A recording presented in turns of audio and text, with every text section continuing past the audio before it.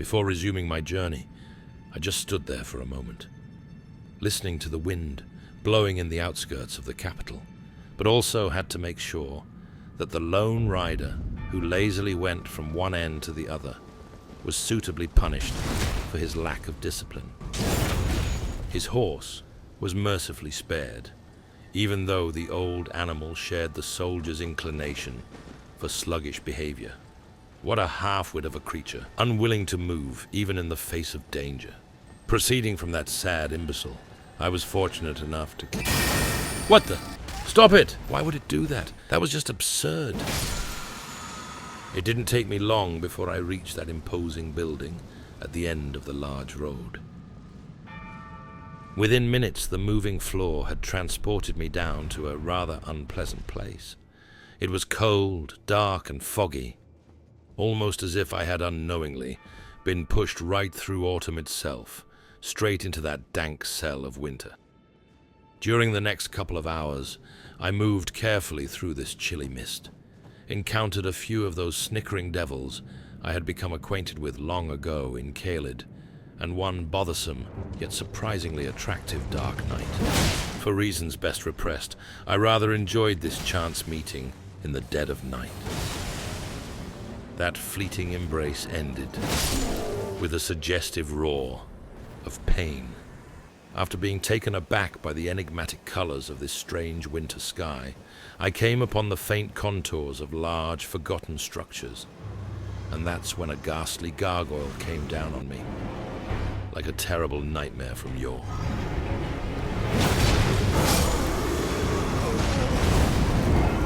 What exactly had made this world so inherently hostile?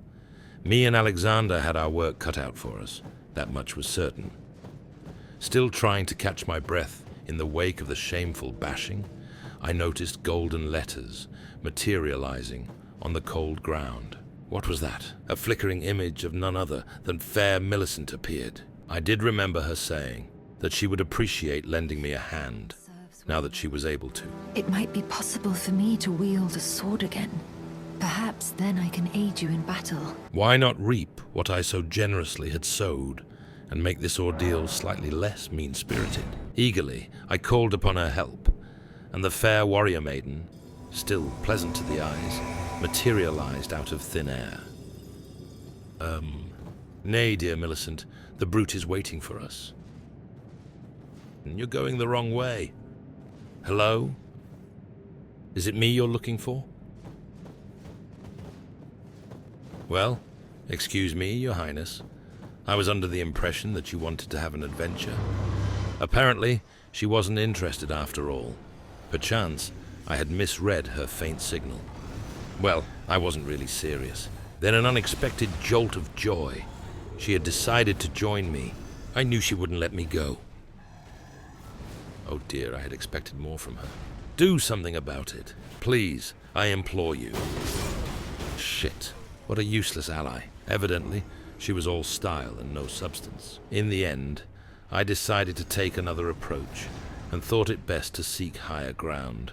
Not that it did me much good. Thankfully, that gruesome gargoyle didn't reappear this time, giving me a chance to study my surroundings more carefully. Oh, that was just great.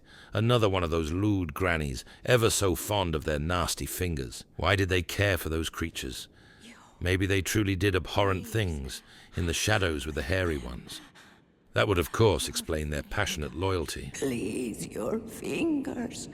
I shivered at the thought, realizing that even ancient loins might burn without feeling particularly picky. The burning of the Erdtree is the first cardinal sin.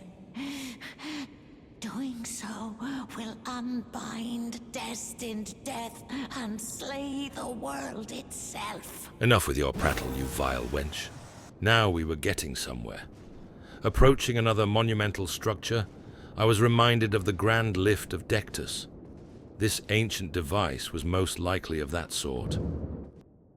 Sure enough, this enormous building, crafted by long-gone masters of old, turned out to be just that.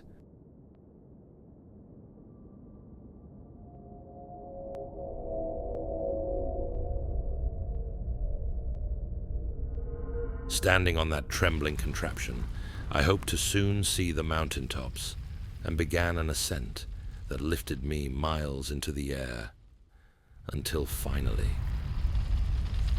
I had indeed reached the mountains. Snow covered the ground, and the air was sharp as a knife. I hadn't yet become accustomed to this kind of weather, and my body reacted fiercely to the cold.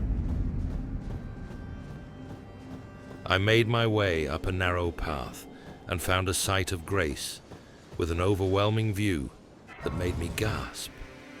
Was that something in the horizon? Whatever it was, it seemed to move. But much to my surprise, someone was waiting here.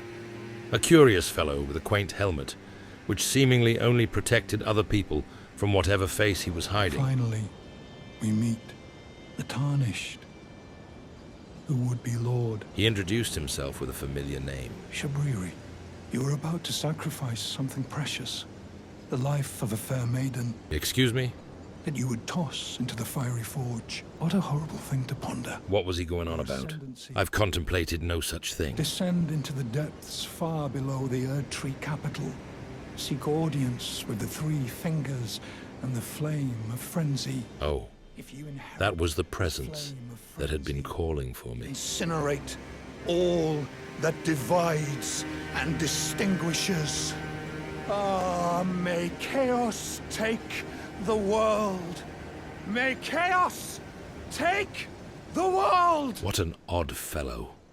Why was he shouting? Even worse, I was only inches from his face and couldn't escape his putrid breath. His helmet offered no protection against that kind of damage. I had never enjoyed the company of artists so fond of theatrics. This charlatan was no exception. Most likely he merely wanted to obstruct my plans to conquer this world. Nay, I wouldn't let that happen. Nothing could stop me from seizing the throne. Not even a deceitful individual cursed with such infernal ugliness that he had to protect others from the obscenity that was his face.